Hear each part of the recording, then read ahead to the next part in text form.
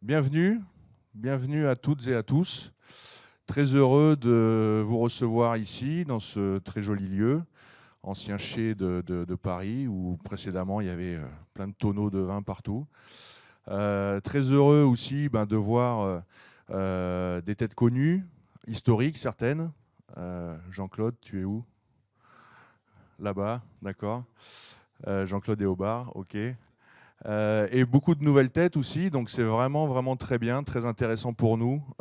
Ça marque aussi un changement, une évolution dans nos manières d'aborder les marchés. C'est ce qu'on va vous présenter aujourd'hui avec ce lancement de notre nouvelle gamme Access. Donc encore une fois, bienvenue. Ça fait plaisir après plus de 2 ans et demi de disette en termes d'événements, en termes de réunions, en termes de tout ça. Donc c'est vraiment très bien. Voilà, donc je vais démarrer la présentation. Lancement de notre nouvelle gamme, notre nouvelle ligne de produits, nouvelle gamme de produits autour de l'Access. Et on va essayer avec Marc d'être le plus efficace possible, de ne pas faire en sorte que vous vous endormiez pendant cette présentation. Mais en tout cas, voilà, c'est quelque chose qu'on a à cœur de vous présenter aujourd'hui. Mais avant de commencer, je voudrais vous poser une question. Qui est Copernic ? Alors, créé en 2008, 13 ans d'expérience, 13 ans d'existence. Il y a certains d'entre vous qui vont dire ah, désolé, j'en ai jamais entendu parler. Copernic, c'est nouveau, et c'est très bien parce qu'on est là aujourd'hui aussi pour cette découverte, pour échanger ensemble, pour vous faire découvrir qui nous sommes. Copernic aussi, pendant des années, on nous a vus comme le spécialiste du mouton à 5 pattes, qui développe des solutions spécifiques pour ses clients. Est-ce que c'est ça aujourd'hui encore Copernic ? C'est une question à laquelle on va essayer de répondre aujourd'hui. Copernic, c'est aussi un positionnement un peu hybride sur le marché de la mobilité. Hybride dans le sens où on est à la fois constructeur de terminaux mobiles, mais aussi intégrateur. Vous allez le voir au travers de tout ce que l'on va présenter aujourd'hui. Ce n'est pas simplement des produits qu'on va vous présenter, c'est vraiment des solutions. Et on a des partenaires aujourd'hui qui vont venir présenter ces solutions, qui viennent agrémenter, je dirais, nos produits avec des fonctionnalités supplémentaires, avec du logiciel, avec de la sécurité, avec du soft pose, vous allez voir tout ça. Copernic, c'est aussi une PME française innovante, en tout cas on essaye de l'être, et on a la réputation de réaliser de beaux projets pour des grands comptes publics et privés. Aujourd'hui, les PME françaises de 40 personnes, souvent on est un petit peu hésitant pour aller voir des grands comptes. Et aujourd'hui, on est très heureux d'accueillir certains grands comptes publics, certains grands comptes privés, des Total, des Suez, des ministères régaliens. Voilà. Donc ça, c'est aussi une de nos grandes fiertés, c'est d'être cette PME française qui réalise ces projets et souvent avec une culture client, avec des projets des relations clients qui durent depuis plus de 10 ans. Donc ça, c'est vraiment une grande fierté. Une fois qu'on a répondu à toutes ces questions, au final, qui nous sommes ? Chez Copernic, nous sommes des femmes, des hommes résolument focalisés sur la satisfaction de ses clients, très orientés utilisateurs finaux au sens métier du terme. Et on met en avant quand même une certaine qualité du Made in France au travers de nos produits, de nos services, parce qu'on pense qu'on a des équipes et on est un pays qui savons aussi mettre en avant cette qualité du Made in France. Donc ça, c'est vraiment un point très important. Et ce point-là, j'ai envie de vous dire, c'est grâce à vous. C'est vraiment le retour des expériences projets, des expériences vécues ensemble qui nous animent et qui font qu'aujourd'hui, nous sommes ça. Ça, c'est notre définition, c'est notre ADN. Et on est vraiment heureux de faire des projets, de collaborer sur plusieurs années avec tous nos clients. Ça, c'est des vraies réussites pour nous. Des vraies réussites en termes de projets, réussite technique, réussite d'innovation, réussite technologique, mais également des réussites humaines. Et l'humain, on le met souvent au cœur de nos préoccupations, parce que c'est ça qui nous anime. Et vous verrez, on parle bien entendu de techno, on parle de produits, on parle de tout ça, mais les relations qu'on arrive à tisser avec nos clients, avec nos partenaires, c'est vraiment ça qui est important et qui fait que tous les matins, on a la banane quand on vient bosser. Voilà, je vais laisser la main à mon collègue, donc Marc Pieper. C'est vrai que je ne me suis pas présenté, donc je suis Kevin Lecuivre, le directeur général de Copernic. Et donc je vais laisser la main à mon collègue Marc Piepers, directeur général adjoint et directeur technique de Copernic. Vous remarquerez qu'il y a une petite différence de taille, mais du coup il s'était mis sur l'estrade pour au moment de dire qu'il était le directeur général.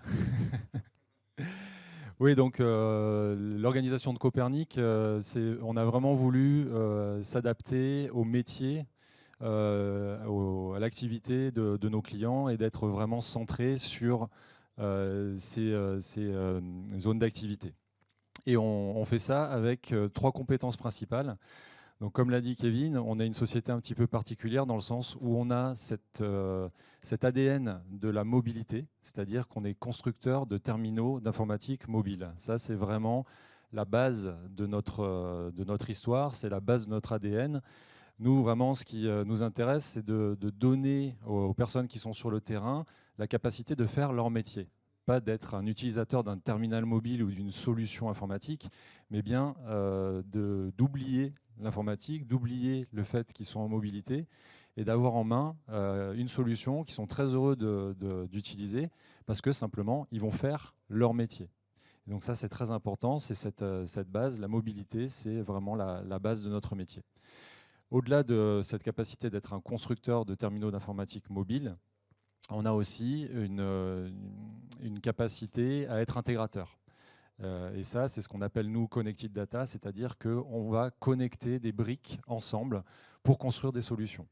On n'est pas uniquement vendeur de nos solutions standards, on dit souvent, on n'est pas des pousse-cartons, mais au contraire, on va chercher à savoir exactement ce qu'on doit mettre dans le carton, exactement quelles sont les meilleures briques technologiques disponibles sur le marché, comment les intégrer, comment les rendre disponibles. Et ça, c'est illustré aussi par le fait que certaines des solutions qu'on a déployées et qui sont déployées depuis de nombreuses années n'ont pas un gramme de terminal mobile Copernic à l'intérieur.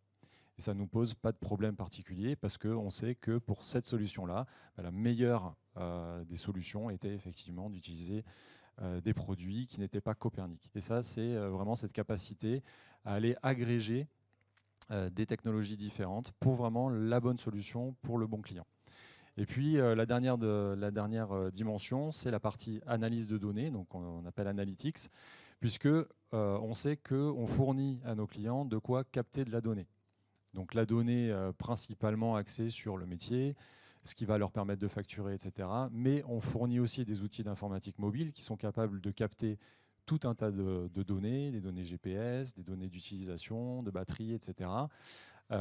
Et ça, c'est un petit peu des métadonnées métiers qu'on est capable derrière d'étiqueter correctement, de capter, de centraliser pour pouvoir produire des indicateurs clés et donner à nos clients la capacité d'avoir cette vision sur leur métier et de pouvoir justement aller vers l'amélioration des processus et du coup vers l'efficacité et donc forcément avoir un retour sur l'investissement qui est d'acheter une solution chez Copernic. Donc, mais là je vais sortir de la salle du coup. Ok, je vais me mettre là. Donc, ces 3 capacités, elles se déclinent sur 3 marchés verticaux, donc nos business units ou domaines d'activité stratégiques. Le premier, c'est l'identité mobile et le contrôle d'accès. Qu'on appelle contrôle d'accès et identification, ça fait CAID. Moi, j'en suis très fier parce que je suis le directeur technique de cette partie-là très précisément, en collaboration avec Nathalie Doumenc et Dorian, notre chef de projet. Et donc ce marché, c'est vraiment le contrôle fort de l'identité avec de la biométrie, avec des technologies de type HID, de type vraiment avancé sur les cartes de contrôle. Tout ce qui permet en réalité de pouvoir attester de l'identité de quelqu'un et de son droit à se trouver à un endroit, à un moment. Donc ça a des applications bien sûr dans le contrôle aux frontières, hein, c'est ce qu'on pense de manière assez naturelle, c'est-à-dire je veux aller d'un endroit A à un endroit B, je vais changer de pays. Bon, est-ce que déjà je suis bien la personne que je prétends être? Ça, on va pouvoir le vérifier avec de la biométrie, avec la lecture du passeport, avec la vérification faciale, etc. Et puis, est-ce que j'ai le droit d'aller du point A au point B? Est-ce que j'ai le droit de rentrer dans la nouvelle zone? Donc, quelque part, là, rentrer d'une zone A à une zone B, c'est du contrôle d'accès. Et donc, on se rend compte vraiment qu'il y a des synergies dans ces marchés entre vraiment le contrôle biométrique, le contrôle aux frontières, le contrôle d'accès. Donc, voilà tout ce qu'on fait. Donc, effectivement, ça s'applique aux forces de police, zones militaires, aux zones sécurisées. Le deuxième domaine d'activité stratégique, c'est la Smart City. Donc effectivement, tout ce qui est donné dans l'espace urbain, on l'attaque plus particulièrement à travers le transport public et toujours à travers la mobilité. Donc on est là pour fournir les terminaux d'informatique mobile qui vont permettre de faire le contrôle des passagers, donc vérifier qu'ils sont bien porteurs d'un titre et qu'ils ont effectivement le droit de prendre telle ligne de bus ou de train. Et puis, on est aussi sur la partie stationnement sur voirie. Et donc, on fournit des solutions complètes, où là, la partie Copernic est assez restreinte puisque c'est le terminal mobile. Mais on travaille aussi donc, à fournir les systèmes complets qui permettent de faire le contrôle du stationnement sur voirie. Donc, je pense que vous avez tous été soumis à un petit parc-mètre, mettre la pièce dedans et vérifier que vous avez bien payé votre parking. On est capable de fournir les véhicules, donc lecture automatique des plaques d'immatriculation, donc l'API, qui, en passant, prennent les plaques, vérifient que le droit ait bien été acquitté. Et s'il n'a pas été acquitté, donc il y a l'émission du fameux forfait post-stationnement.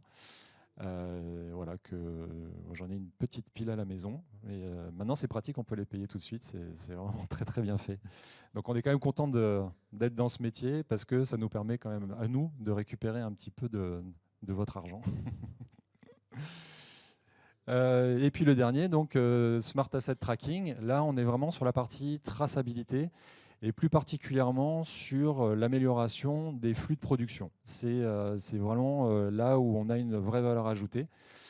Donc on va être là plutôt pour tracer du contenant, par exemple de la palette ou de la caisse plastique. On a des clients qui, par exemple, utilisent des caisses plastiques qu'ils vont envoyer chez leurs propres clients et qui vont récupérer derrière. Et donc toute cette traçabilité est assez complexe à mettre en œuvre et du coup nécessite des lecteurs mobiles, des lecteurs fixes, des chariots élévateurs et qui soient équipés avec de la technologie principalement UHF. Mais aussi technologie HF, on est capable vraiment de s'adapter aux besoins du client. Et la traçabilité aussi des véhicules, puisque on a des projets de télématique qui sont en fait inclure dans des véhicules un boîtier qui permet de faire la traçabilité du véhicule, d'un point de vue GPS, d'un point de vue de son utilisation. Et puis, on est capable de se connecter au bus interne du camion, par exemple, le système d'information interne du camion, et de récupérer la consommation, donner des indications d'éco-conduite en disant attention, il faudrait peut-être appuyer un peu moins sur le frein ou appuyer un peu moins sur l'accélérateur. Et puis, vérifier aussi, on est capable de se connecter aux équipements métiers, c'est-à-dire par exemple un camion poubelle, c'est un camion sur lequel on a mis un gros compacteur qui de temps en temps doit tourner pour compacter les ordures qui sont à l'intérieur. Et donc on vérifie que quand ça s'est déclenché, le moteur tourne, que le camion n'avance pas. Et puis on vérifie aussi que quand le moteur tourne, il y a bien quelque chose qui se passe quand le camion est à l'arrêt. Et il y a une petite alarme qui sonne. Si jamais le camion est à l'arrêt, le moteur tourne, on sait que le gasoil est utilisé pour rien. Et donc, d'un point de vue économique et d'un point de vue écologique, c'est deux points qui sont des points d'amélioration qu'on peut apporter. Donc voilà. Donc Smart City, enfin dans l'ordre, identité mobile et contrôle d'accès, Smart City et Smart Asset Tracking. Donc ces domaines-là sont associés à des technologies, des besoins. En Smart City, on va avoir besoin d'être sur les points de vente pour recharger les passes Navigo, par exemple. On va avoir besoin de billetterie RFID. On va vouloir contrôler les accès dans les stades. Donc ça va être voilà, de la billetterie RFID. On va vouloir lire du code barre. Ça par exemple, dans les trains, vous avez tous pris le TGV, on vient lire un code barre 2D et on vient remonter la donnée. En Smart Asset Tracking, comme je vous l'ai dit, on est principalement sur de la RFID, donc lecture sans contact, en technologie HF ou en technologie UHF. Les deux technos, enfin, il y a même une troisième technologie qui s'appelle LF. Ces trois technologies s'appliquent sur des domaines très particuliers. Et donc, on a cette capacité d'aller choisir la bonne technologie pour le bon usage. Et puis, donc, en contrôle d'accès et identification, on va être sur de la biométrie, avec de l'empreinte digitale, avec de la reconnaissance faciale, avec de la reconnaissance d'iris. Et là, une fois de plus, la capacité de lire des documents d'identité. Et donc là, ça passe par de la reconnaissance de caractère, de la lecture de puces, etc., etc. Et donc vraiment, sur ces domaines, on a la capacité de mettre les bonnes technologies. Et c'est vraiment le message qu'on veut passer aujourd'hui. Alors là, Kevin va vous expliquer pourquoi il faut le bon outil pour bien travailler. Merci. Oui, tout à l'heure, je parlais d'innovation. C'est vrai que l'innovation, c'est très important. Comme vient de le dire Marc, il faut toujours évoluer en même temps que les secteurs d'activité évoluent. Et aujourd'hui, on voit beaucoup d'évolutions dans les trois secteurs d'activité que l'on vient de décrire. Mais avant tout, on veut innover aussi sur les usages. Les usages, comme je disais tout à l'heure, c'est donner le bon outil à l'utilisateur final pour bien travailler. Aujourd'hui, si vous voulez casser un mur, vous avez un mur à casser. Vous avez plusieurs choix qui s'offrent à vous. Le premier, on va utiliser un gros accessoire, marteau-piqueur, qui va nécessiter du transport, qui va nécessiter de la puissance, donc il faut l'alimenter, ce marteau-piqueur. Ok, très bien, ça va faire le job, mais c'est compliqué à mettre en œuvre. Deuxième outil, un petit marteau. Alors là, c'est super, c'est léger, c'est autonome et tout ça, mais vous allez mettre un petit peu de temps à casser le mur. Finalement, le vrai outil, c'est la masse. On est d'accord. Une bonne masse bien lourde, c'est autonome, et ça va vous permettre de faire le bon travail, la bonne action avec le bon outil.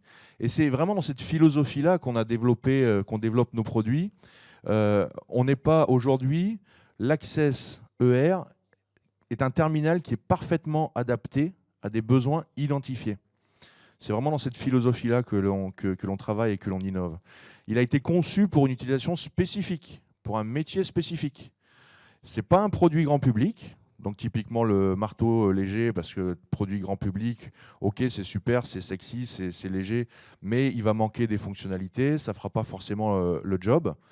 Et ce n'est pas un accessoire non plus qu'on vient brancher ou connecter en Bluetooth, et donc une solution un peu compliquée à mettre en œuvre.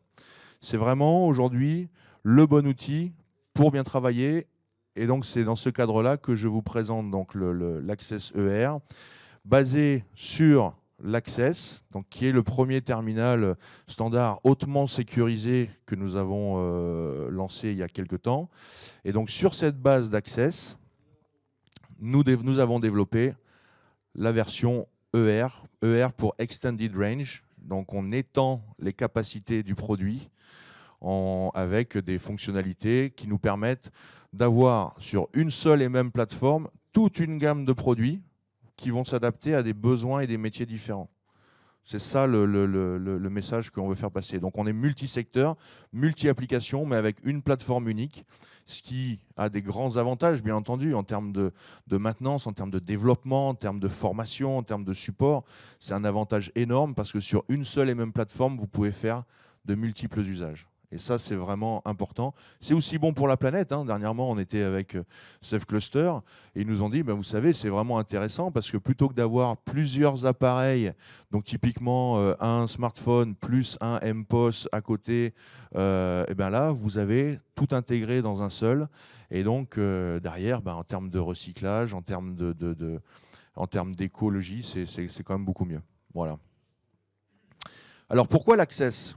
On nous a posé pas mal de fois la question, pourquoi vous l'avez appelé l'Access ? Alors, encore une fois, je ne sais pas si certains d'entre vous s'en souviennent, le Workobot Pro, c'est un produit, il y a 15 ans, qui est né d'une idée qui était de dire, ben, on va faire une plateforme qui était en Windows Mobile, hein, Windows CE et autres, qui soit assez ouverte pour pouvoir s'adapter à plusieurs secteurs d'activité, à plusieurs métiers. Et ça a été un best-seller pendant 15 ans. Encore il y a quelques années, quand Motorola a racheté Psion, c'était un produit Psion, et tous les fondateurs de Copernic viennent de Psion. Il y a quelques années encore, Motorola disait, ben, est-ce que vous savez, à côté de nos beaux smartphones durcis, nos PDA, MC67 et tout ça, quel est le best-seller dans notre gamme aujourd'hui ? Et ça, c'était dans une convention européenne. Et ben, ils ont dévoilé, c'était le Workobot Pro qui faisait le plus de ventes. Pourquoi ? Parce que c'est un produit qui s'adapte à vous, et ce n'est pas vous qui vous adaptez au produit. Et on l'a appelé très longtemps le couteau suisse de la mobilité. Je ne sais pas si vous vous souvenez, c'était vraiment voilà, le terminal avec plusieurs lames, chaque lame étant adaptée à un usage particulier. Et ben, aujourd'hui, l'Access-ER, on se positionne exactement comme ça. Alors bien entendu, on n'est plus en Microsoft, on est beaucoup plus fin, beaucoup plus léger, beaucoup plus sexy en termes de produits, mais on est dans cette philosophie-là. On reste dans cette philosophie parce qu'on pense que c'est une philosophie qui est gagnante pour les clients et qui est gagnante aussi pour les utilisateurs finaux. Donc encore une fois, le bon outil pour le bon usage. Pourquoi le nom Access ? On parle d'accessibilité, accessibilité des données, des informations récoltées. On est là pour ça, hein. Aujourd'hui, un terminal mobile, son usage principal, c'est de récolter de la donnée sur le terrain. Pour des techniciens de maintenance, pour des contrôleurs de transport public, pour des gens qui font de la logistique, de la traçabilité, qui font de la production. C'est ça l'intérêt. Mais nous sommes quand même dans un environnement qui est de plus en plus exigeant en termes de sécurité. Il n'y a pas une journée qui se passe aujourd'hui où on n'entend pas parler de cybersécurité, d'attaque, de hacking, de tout ça. Et donc, quand on a développé ce produit, on a dit, OK, c'est bien d'aller accéder à de la donnée. On parle de réseau sans fil, on parle de réseau 5G, on parle de Wi-Fi, on parle de tout ça. Mais il faut protéger ces données. Et donc, la sécurité, elle a été faite by design, ce que les Anglais appellent by design. C'est-à-dire, dès la conception du produit, on a envisagé déjà les aspects sécurité qu'on va vous décrire après au travers de CopperSafe, mais aussi avec des composants hardware bien spécifiques. Parce que c'est vraiment une de nos préoccupations aujourd'hui, c'est de protéger ces données. Donc aujourd'hui, c'est vrai qu'on décline une famille de produits. On va vraiment parler de gamme, de famille de produits, avec des options disponibles pour chaque segment de marché. Les transports publics, la billettique mobile, ce qu'a présenté Marc tout à l'heure, le contrôle d'accès, l'identification sécurisée, la gestion des assets et la logistique. Donc un produit qui se décline dans une gamme, j'ai envie de dire presque infini, parce qu'une fois que vous avez intégré des modules RFID pour le contrôle d'accès, des modules pour la télébillettique, de la partie de la biométrie ou toute chose de ce type-là, aujourd'hui, c'est facile demain de dire « Ah bah tiens, j'ai besoin d'intégrer un module Zigbee, par exemple, pour aller faire du contrôle dans les centrales nucléaires avec les télédosimètres. » Aucun problème. Donc on a cette capacité d'intégrer ces technologies de manière très simple et très fluide. Voilà, donc je vais redonner la main à Marc pour que justement il puisse un petit peu vous présenter en tout cas les points forts déterminants du produit. Bon, merci, c'est quand même assez sympa de me passer la main au moment où le slide est totalement illisible. Je ne sais pas si vous arrivez à voir. Voilà, dimension et le poids, je ne vais pas vous le détailler parce que vous en avez de partout dans les salles et vous pourrez le prendre en main et vous verrez à quel point il est bien conçu et agréable. On est sur à peu près 300 grammes C'est vraiment léger, c'est fin. On est sur voilà, 17,2 mm donc, d'épaisseur, sauf à l'endroit du code barre. Donc on est vraiment sur un terminal qui est bien fin. Voilà, un écran tactile, un appareil photo, etc. Globalement, c'est un smartphone. Ah, je ne vais pas vous décrire ce que c'est un smartphone, je pense que vous êtes suffisamment au courant.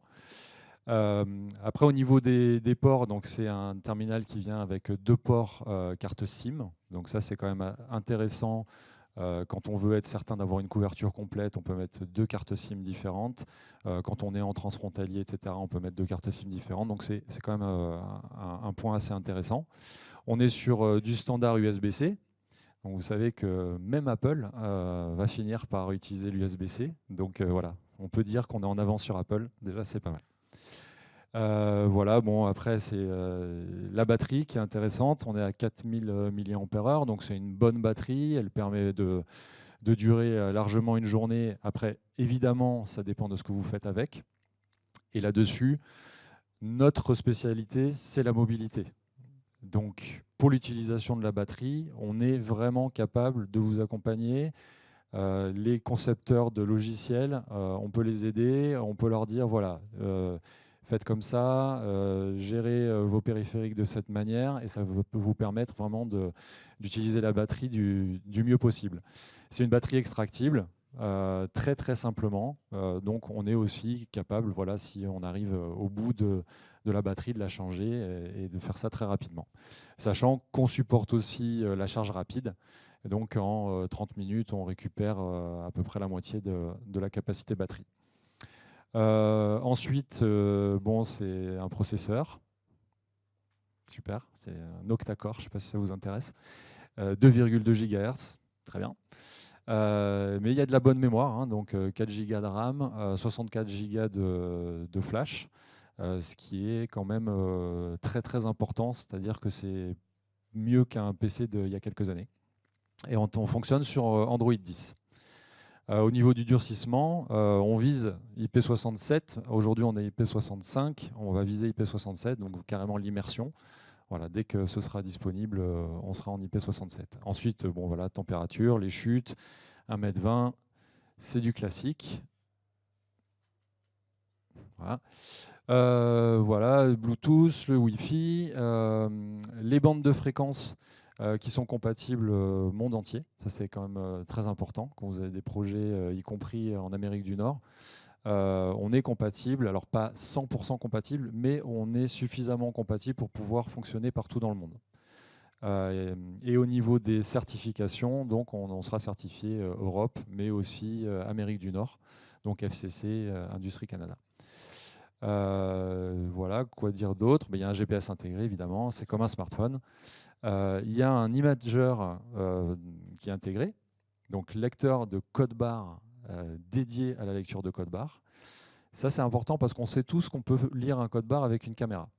Donc la caméra d'un smartphone permet de lire un code barre. Et franchement, ça marche plutôt bien. Ça marche bien quand on l'utilise de temps à autre.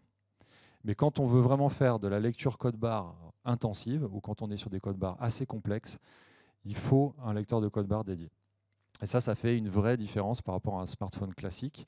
Un lecteur de code barre dédié, ça vous assure que vraiment vous avez la meilleure lecture possible de n'importe quel type de code barre. Et là, on est pareil, hein, c'est l'idée d'intégrer les meilleures technologies. On est sur un lecteur code barre de chez Honeywell, qui est voilà, un très très très bon lecteur de code barre. Et on est en train de travailler sur l'intégration d'une nouvelle version qui permet de faire de la lecture de code barre proche et à distance. Donc ça, c'est une technologie particulière de chez Honeywell qui s'appelle Flex. On va être parmi les premiers à sortir sur un terminal non Honeywell ce type de lecteur code barre. Et le dernier point dont je veux parler, et pour rebondir sur ce que disait Kevin sur la partie sécurité, on a pensé dès la conception du terminal à la sécurité. Et donc on a sur la carte mère du terminal un processeur dédié à la sécurité, qui est donc un Secure Element, qui est ce qu'on utilise dans les terminaux de paiement en réalité. Hein. Donc voilà, un processeur complètement sécurisé qui est protégé contre les attaques physiques, c'est-à-dire si on essaie d'aller interagir avec le microprocesseur, il va se faire harakiri. Donc on est certain que si on stocke des clés ou des applications sécurisées dans ce processeur, elles seront complètement protégées. Et une chose importante aussi, c'est qu'on fournit globalement les clés du composant à nos clients et que nous-mêmes, en tant que constructeurs, on n'y a plus accès. Donc à partir du moment où on vous donne les clés du camion, si je peux dire, c'est vous qui gérez la partie sécurité et on est incapable, nous, d'interagir avec. Donc voilà, vraiment un très fort niveau de sécurité. Ok, on passe sur la Smart City. Tu veux prendre la main? Ok, allez. Donc la Smart City, une de nos business units historiques, on a voulu faire un peu d'histoire. 2005, premier terminal basé sur le Workobot Pro, vendu à la SNCF dans le cadre du projet Axelio. Alors là, je sais, on a un petit bug sur l'enchaînement des slides. Donc là, c'est le premier terminal Axelio qu'on a fait en 2005, à l'époque où on était encore, excusez-moi, sur chez Psiontech Logics. Ensuite, 2010, Orion et Naos, donc 2 produits made in Copernic. Je ne sais pas pourquoi ça fait ça, mais bon, il y a juste celle-là, hein, je vous rassure, il n'y a que celle-là qui est embêtante. Donc là, on est sur 2 plateformes, encore une fois, Psion, et on vient déjà ajouter de la technologie à l'intérieur, technologie RFID, basée sur le même composant que ce qu'on utilise aujourd'hui sur de l'ASK UCM 108, qui est le composant de référence sur le transport public. 2014, C1 ASK, puis la version 2e génération du C1 ASK en 2018. Donc voilà, tout ça pour vous dire que le transport public, c'est vraiment un domaine, comme vous le voyez aussi sur ce slide, qui est historique pour nous. Qui est historique parce qu'on a de la présence sur plus de 15 pays dans le monde avec des vrais projets de transport public. On peut citer Riga, on peut citer Moscou, on peut citer tout un tas de pays où on a déployé des solutions de transport public. Alors Moscou, c'est un peu compliqué d'en parler aujourd'hui, mais à l'époque, en tout cas, c'est vraiment un très très beau projet. Et en France, 80% des villes françaises de plus de 100 000 habitants sont équipées avec des terminaux Copernic. Donc c'est vraiment un domaine d'activité historique chez nous et sur lequel on continue de déployer des solutions avec nos partenaires intégrateurs. Je vais vous passer un petit film, justement, pour que vous compreniez bien aujourd'hui les nouveaux enjeux du transport public. Parce que le métier a énormément évolué. C'est plus simplement un contrôleur qui arrive et qui dit « Ah, montrez-moi votre titre. Ah bah non, c'est bon, c'est pas bon. » Non, ça. Le métier de contrôleur, justement, a énormément évolué. Et à nous de nous adapter aussi à ces nouveaux usages. Les terminaux mobiles dans les transports publics. Depuis de nombreuses années, les contrôleurs des transports publics utilisent des terminaux mobiles à bord des trains et des bus pour valider les billets des passagers. Mais alors que la technologie de la télébillettique évolue rapidement, les produits doivent s'adapter à cette transformation. Les terminaux mobiles actuels peuvent lire et valider les billets, les cartes d'abonnement RFID comme par le passé, mais aujourd'hui, avec les solutions soft POS actuelles, ils peuvent être employés pour vendre des billets et enregistrer des paiements à bord. Il en résulte une plus grande flexibilité et une plus grande satisfaction tant pour les clients que pour les contrôleurs. Les opérateurs de transport public ne peuvent plus se permettre de ne traiter qu'un seul type de support de titre de transport lors des contrôles de billets. Évidemment, les terminaux mobiles sont tous parfaitement adaptés à une lecture rapide des tickets et des cartes. Mais ils doivent désormais être en mesure de vérifier les cartes de crédit utilisées lors des déplacements au moyen de technologies sécurisées de tokenisation qui répondent aux normes actuelles de confidentialité et de sécurité. Les systèmes de transport évoluant à mesure que de nouvelles solutions de billetterie se développent, il est également indispensable de continuer à supporter les anciennes technologies tout en assurant une transition vers la billettique moderne comme les smartphones, les codes-barres ou les objets intelligents. Et lorsque cela est exigé, les nouveaux terminaux mobiles innovants permettent de constater des infractions, d'administrer des amendes et de payer directement sur place. Enfin, grâce aux options avancées de communication sans fil, les terminaux mobiles peuvent fournir des informations sur les itinéraires et les horaires ainsi que des mises à jour en temps réel. Copernic conçoit des terminaux professionnels qui permettent au système de transport public de s'équiper de solutions durcies et performantes pour les points de vente mobiles, le contrôle et la vérification des billets, ainsi que l'information et la communication en temps réel, le tout réuni dans un seul appareil tenant dans une seule main. Contactez Copernic pour en savoir plus. www.copernic.fr. Voilà, donc comme vous le voyez, c'est vrai que tous ces usages, ces métiers évoluent et à nous d'évoluer avec eux. Et cet après-midi, on vous présentera vraiment les ateliers autour du transport public pour que vous voyez la manière dont on a fait évoluer notre gamme de produits. Ce qu'on peut retenir, c'est très simple, hein. Comme je vous le disais, on reste fidèle à une technologie qui elle-même a évolué avec le temps, qui est la technologie UCM 108 de chez ASK, maintenant qui s'appelle Paragon. Et ce module RFID, c'est le plus interopérable sur le marché du transport public, en sachant qu'on a des cartes qui datent d'il y a 20 ans, des cartes qui sont plus récentes. Donc on a tout un tas de cartes et de titres de transport RFID très divers et variés. Et aujourd'hui, nous, notre but, c'est de nous adapter vraiment à ça. Alors, au travers aussi de certifications bien spécifiques, notamment le RCTIF V5.0, hein, dont on est certifié 5.0. Et puis, on a appris aussi. On a appris dans la gamme précédente, on avait le C12 EID on nous a remonté des informations en disant alors c'est bien, mais la batterie elle n'est pas extractible. La lecture RFID, on voudrait que le contrôleur puisse l'effectuer et sur le devant et sur l'arrière, pas uniquement sur l'arrière. Donc voilà, on prend aussi, quand je vous disais on est là aujourd'hui, c'est grâce à vous. Et on développe nos produits, c'est grâce à vous, c'est parce qu'on prend énormément du terrain, on prend de l'expérience, on prend des retours, et ça nous permet derrière vraiment de faire ce produit, ce nouveau terminal AccessER version ASK pour le transport public. 2 slots SAM, hein, toujours pour sécuriser les transactions et la partie télébillettique. Et maintenant, on arrive conformité à la norme EMV niveau 1 et 2, donc pour la partie paiement, et on intègre le paiement SoftPOS avec ce que l'on a vu dans la petite vidéo, également la partie tokenisation.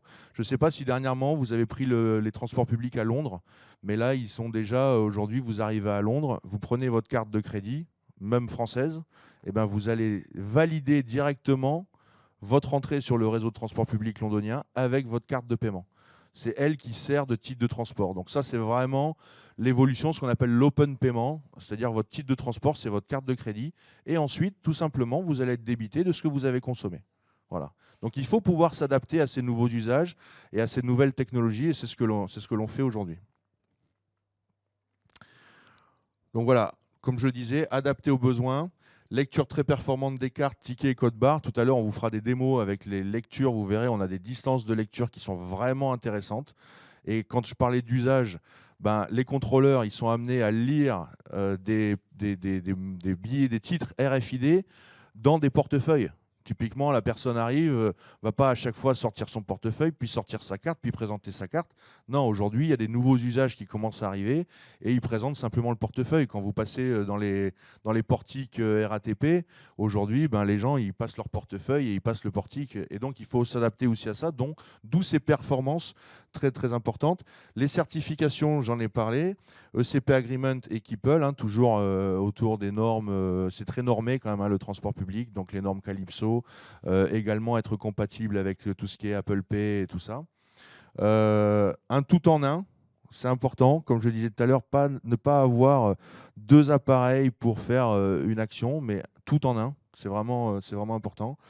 Et on est prêt aujourd'hui, hein, vous le verrez dans les ateliers qu'on vous présentera tout à l'heure, pour les applications EMV SoftPOS, sécurité et déploiement. Donc on a des ateliers dédiés cet après-midi sur ces sujets-là. Voilà, je vais repasser la main à Marc, qui est le directeur donc, de la BU CAID, pour le Mobility Identity et Access Control. Merci.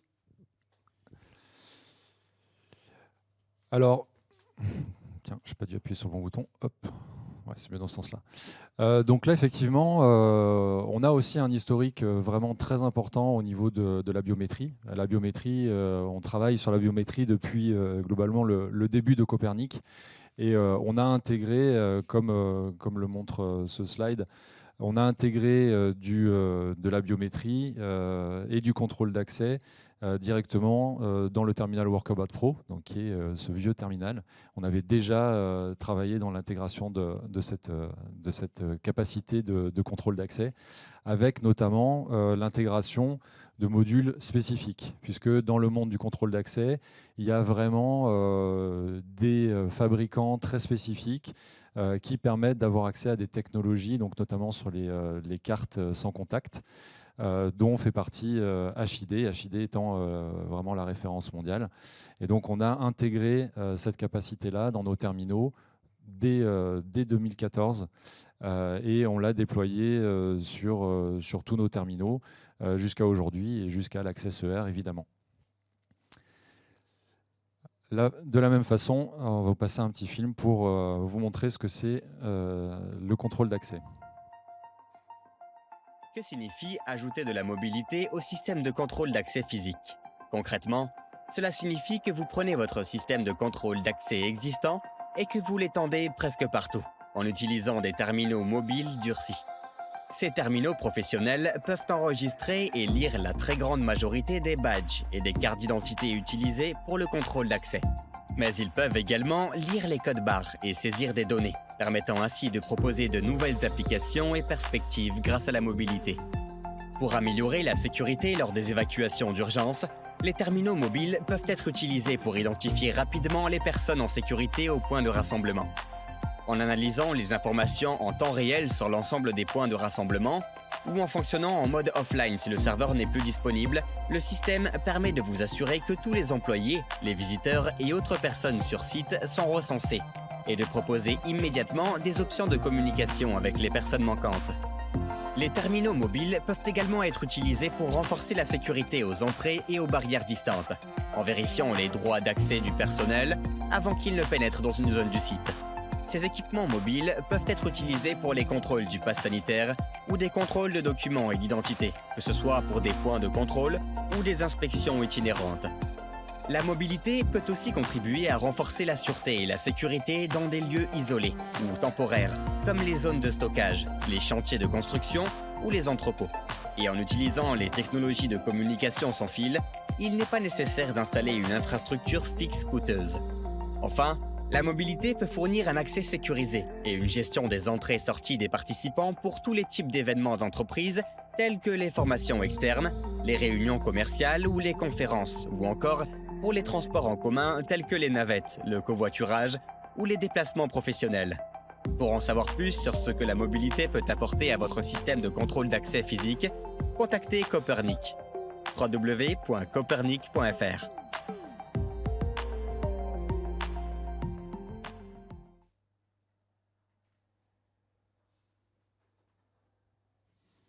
Voilà, donc effectivement, sur le contrôle d'accès, là, vous avez pu voir quelles sont les différentes applications qu'on peut avoir en termes de mobilité sur le contrôle d'accès. Hein. Donc, il y a effectivement rentrer dans une zone, comme un portique.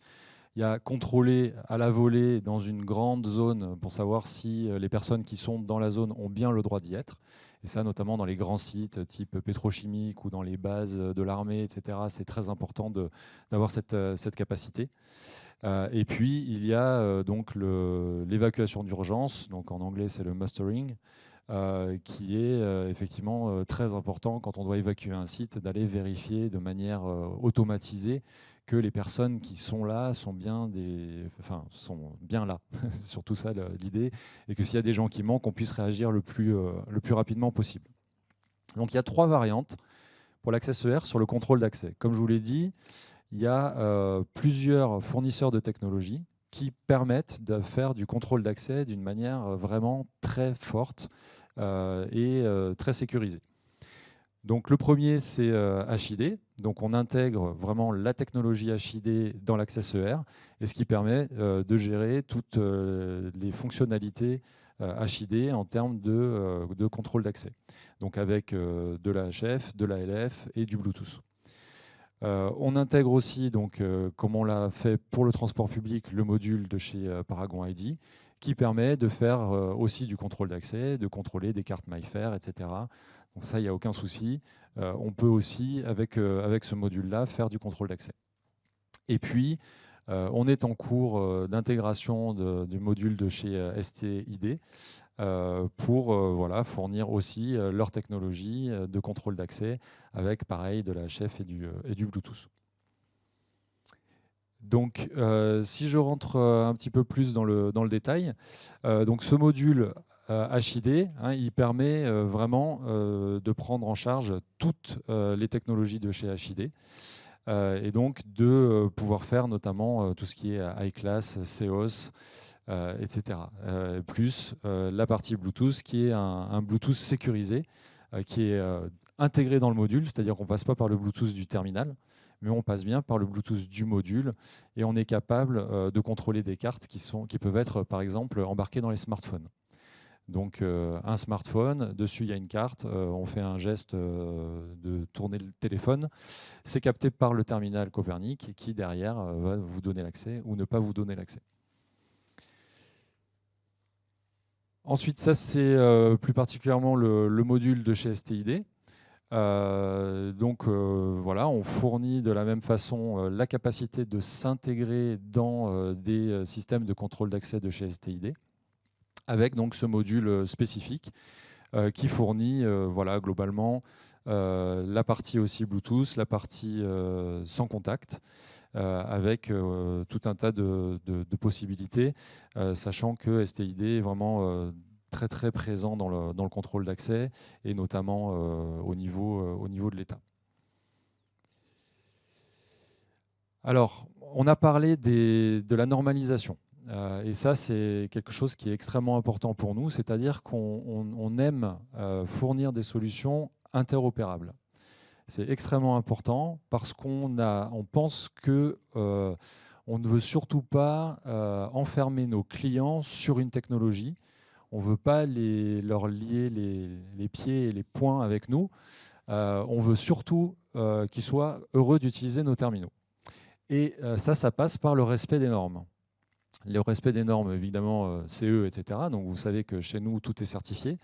Mais aussi le respect des normes industrielles. Et notamment sur le contrôle d'accès, on participe donc à SPAC, qui est une alliance entre les fournisseurs de contrôle d'accès pour arriver à un protocole qui soit interopérable entre tous les différents fournisseurs de contrôle d'accès. Et donc c'est le fameux protocole SSCP, qui est un protocole sécurisé de contrôle d'accès certifié par l'ANSSI, donc l'Agence nationale de sécurité des systèmes d'information. Et voilà, être compatible avec ce protocole, c'est garantir l'interopérabilité. C'est-à-dire que nos terminaux vont fonctionner sur un système SPAC, mais sur aussi un autre système SPAC. Donc ça permet, et puis si vous avez pris nos terminaux qui utilisent du SPAC et que vous voulez les changer, ce sera très simple si vous prenez des terminaux qui ont aussi le respect de ce protocole. Voilà. Et ça, on l'a décliné sur tous nos métiers. Voilà, donc un petit point en particulier sur SPAC.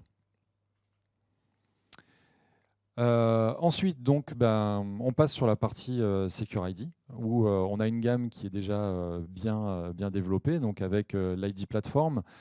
Donc ici, c'est une tablette Android 9 avec un écran 7 pouces, avec deux capacités, un capteur d'empreinte digitale 4 doigts, qui permet de faire des saisies 4 doigts à la fois, une version avec un monodoigt, donc plus pour faire du contrôle. Donc celui en bas à gauche sera plus pour faire de l'enregistrement, de l'enrôlement.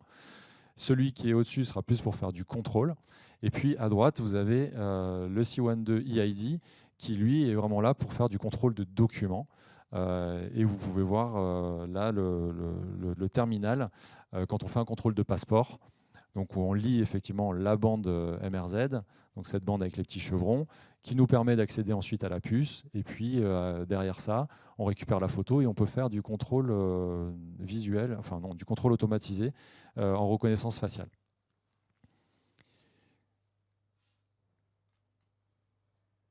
Donc l'historique un petit peu de l'identité mobile.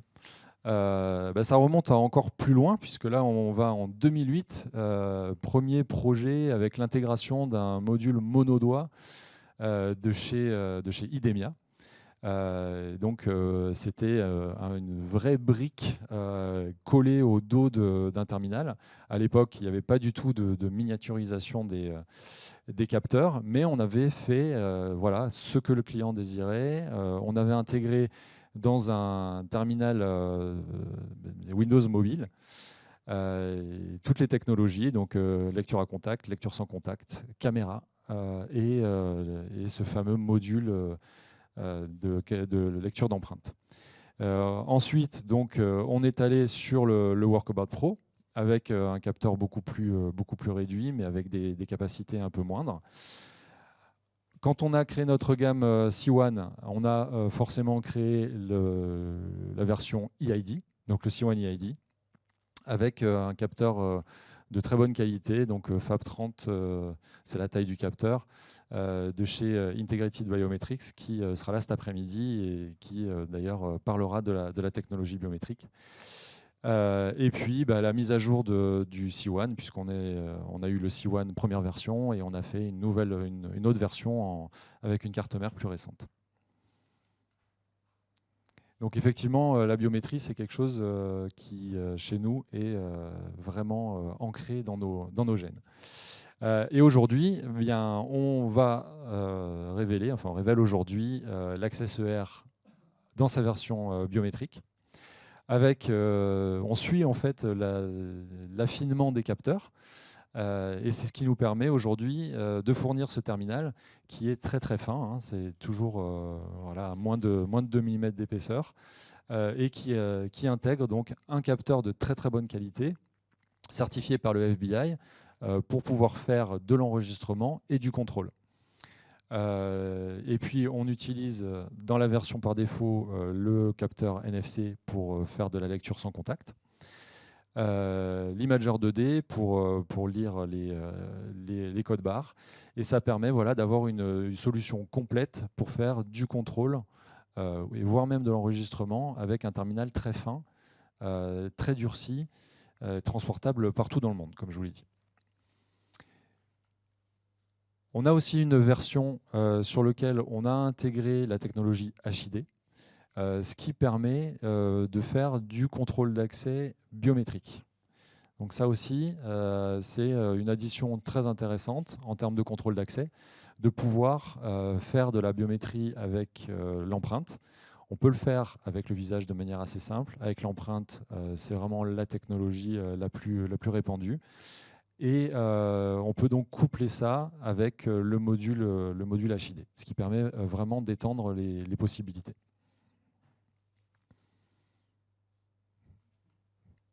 Non, pardon. Voilà. Ensuite, on va passer sur la partie Smart Asset Tracking. Alors, j'ai le grand chef de la division juste à côté de moi, donc je lui passe le micro. Merci.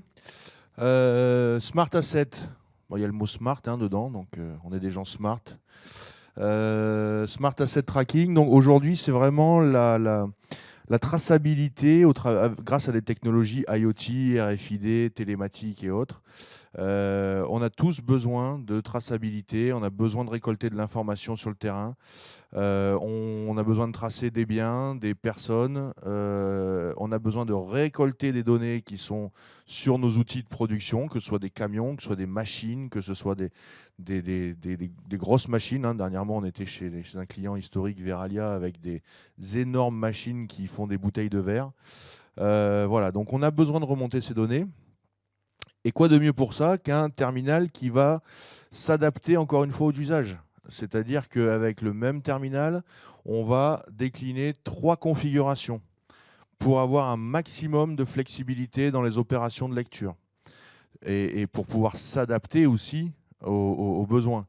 C'est-à-dire que la première version, typiquement sur l'Access, qui est un smartphone durci professionnel, on a souhaité intégrer 2 types d'imagers. Donc 2 types d'imagers, un imager courte portée, entre 10 et 50 cm, et la nouvelle génération d'imagers, Flex, dont on a parlé tout à l'heure, qui nous permet d'avoir, avec un seul imager, des distances courtes et des distances longues. Plus, bien entendu, toute une gamme d'accessoires que l'on développe spécifiquement pour les usages des utilisateurs. Donc des housses, des harnais, des poignées, enfin tout un tas de choses.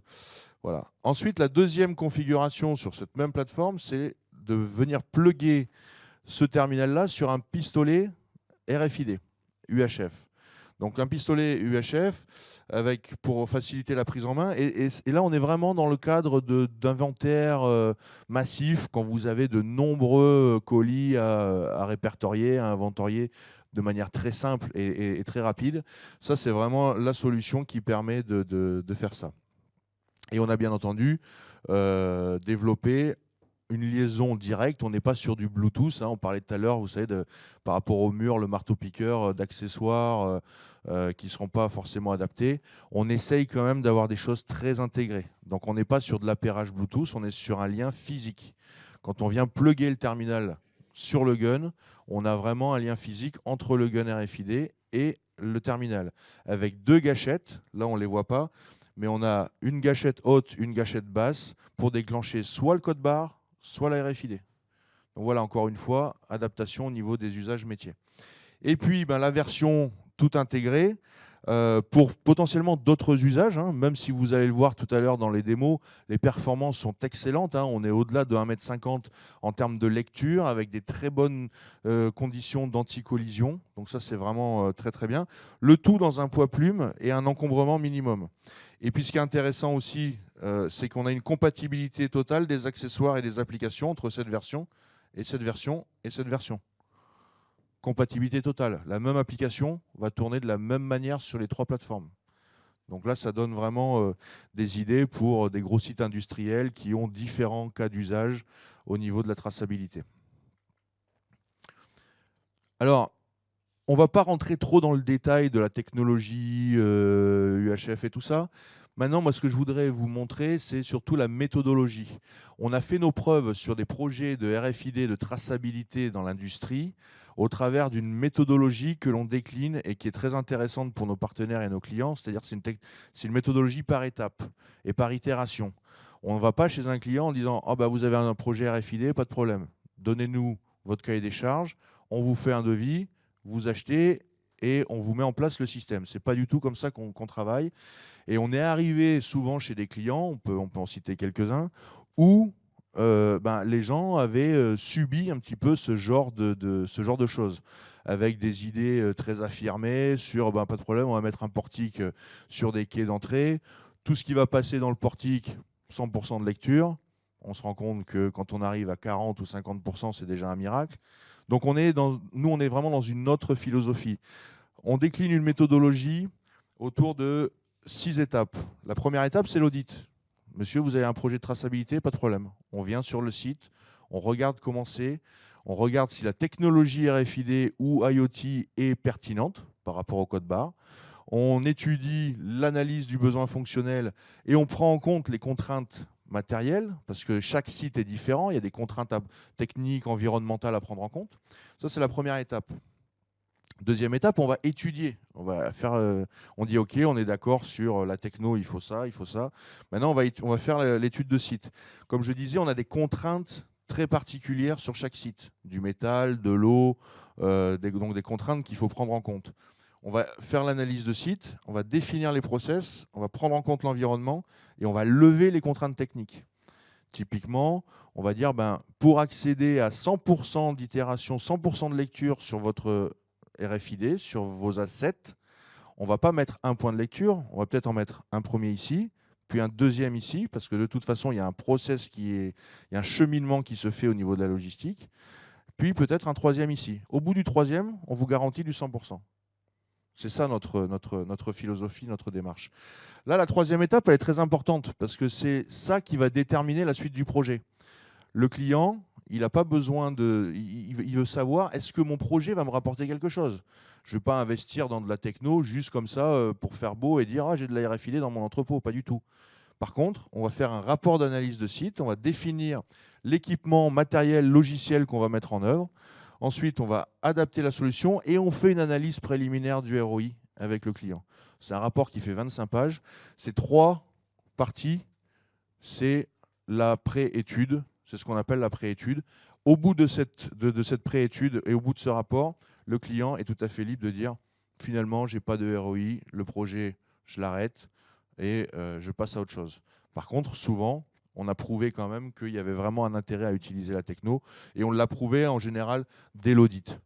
Donc derrière, les étapes suivantes démarrent, le pilote, on met en place un pilote, on valide que tout ce qu'on a dit, tout ce qu'on a écrit, tout ce sur quoi on s'est engagé fonctionne. On valide aussi techniquement le ROI et après on procède à l'industrialisation, installation sur site et puis enfin la validation et la recette. Ça, c'est vraiment notre démarche sur chaque projet de traçabilité RFID et c'est une démarche qui fonctionne avec des clients avec qui on travaille depuis plus de 10 ans maintenant sur du pallet tracking chez Veralia, chez Suez, chez Pelink. Voilà, on a beaucoup de références dans ce domaine-là. Voilà, donc j'ai dit que je ne parlais pas de techno, mais un peu quand même, au niveau de l'UHF. Une société italienne qui s'appelle Caen et qui aujourd'hui est vraiment le partenaire historique avec lequel on travaille, qui vient de sortir un nouveau module qui s'appelle le Lepton 3 et qui nous permet d'intégrer ce Lepton 3 à l'intérieur du terminal. Et on en a un premier prototype ici, donc vous verrez tout à l'heure comment cela fonctionne, avec une vitesse de lecture très rapide et surtout dans les environnements à forte densité de tags. Vous savez, on a certains projets où on a dû lire des sacs entiers de linge tagués, humides. Et donc là, il faut quand même avoir une capacité de lecture qui soit très très importante. Voilà, donc faible consommation, l'énergie c'est important, la mobilité, l'autonomie c'est des points fondamentaux. Voilà, la version Terminal Access plus Gun, le RFD 40 de Zebra. Encore une fois, on utilise ce qu'on considère comme étant le top du marché, des imagers Honeywell pour la lecture code barre, mais également Gun RFID de Zebra, parce qu'aujourd'hui, c'est vraiment ce qui se fait de mieux en termes de technologie. Voilà, donc on a le terminal sécurisé Access, la pièce adaptative qui est sur le gun, et ensuite le RFD 40, très très haute performance. Alors, on va parler roadmap produit. Maintenant, on a présenté toute la gamme Access ER. Maintenant, vous allez me dire, quand est-ce que c'est dispo ? Comme vous le voyez, c'est dispo maintenant. C'est-à-dire qu'aujourd'hui, sur les 3 versions ASK, HID, ASK et HID, donc transport public et contrôle d'accès, dès aujourd'hui, on est prêt à prendre les commandes. Donc voilà, alors après, avec certains délais de livraison, on a déjà commencé à anticiper des composants, de la pro de composants et tout ça, mais on est prêt à prendre les commandes et à produire. L'Access ER EID, donc là on sera plutôt au niveau de Q3. Le UHF Caen RFID, pareil, entre Q3 et Q4. Donc vous voyez que vraiment d'ici la fin de l'année, on a déjà de quoi produire avec les certifications associées, avec l'industrialisation totale du produit. Et puis des expéditions qui vont démarrer entre Q4, puis Q1, Q2, Q3 2023. Et ça, encore une fois, ça dépendra un petit peu de, comme vous connaissez, vous savez tous qu'il y a une crise des composants assez majeure. Alors on essaye de faire en sorte d'amortir le choc, de livrer, d'approvisionner des composants, de les stocker pour pouvoir livrer, bien entendu, parce que si on ne livre pas, à un moment donné, tout le monde, on va mourir, et on est comme ça. Donc voilà, donc on travaille vraiment là-dessus. On a des équipes dédiées. Il y a Philippe Porte qui est là, qui travaille sur l'approvisionnement des composants. Alors parfois à des prix, et par avance, j'en suis désolé, des fois il y a des composants qui passent de 50 centimes d'euros à 22 €. On ne sait pas pourquoi. Là, on est dans un système des composants. On parle de petits trucs grands comme ça. Donc, on est dans un monde de spéculation. On est dans un monde où il y a des gens qui ont fait des stocks, qui spéculent, qui font monter les prix. Et des fois, on est obligé, pour honorer nos commandes, pour honorer nos livraisons, de passer par là. On prend à notre charge tout ce qu'on peut prendre. Mais encore une fois, voilà. Donc, si j'ai un message à faire passer aujourd'hui, voilà, si vous avez des besoins sur des choses à livrer avant la fin de l'année ou même en Q1 2023, voilà, surtout faites-nous en part et pour qu'on puisse s'organiser et travailler avec vous là-dessus. Alors, un aperçu maintenant, la présentation touche à sa fin. Un aperçu de l'après-midi. Donc, on a prévu des conférences dans cette salle avec des ateliers satellites autour. Et en fait, vous avez vu qu'on a fait une présentation générale avec des différents secteurs d'activité, certains qui vous concernent, d'autres qui vous concernent moins. On s'en excuse un petit peu, mais on était obligé parce qu'on couvre quand même pas mal de domaines d'activité stratégique. Cet après-midi, nous avons des conférences ici dans cette salle. La première, c'est tout ce qui concerne Copper ID. Copper ID, c'est quoi? Je vous montrerai après, on va dérouler un petit peu ce que c'est pour que vous puissiez choisir aussi vos conférences. Si vous voulez assister à toutes, il n'y a aucun problème. Les places sont là, on a la place qu'il faut. Donc 13h30, 14h, c'est des petites conférences, hein, c'est des conférences d'une demi-heure.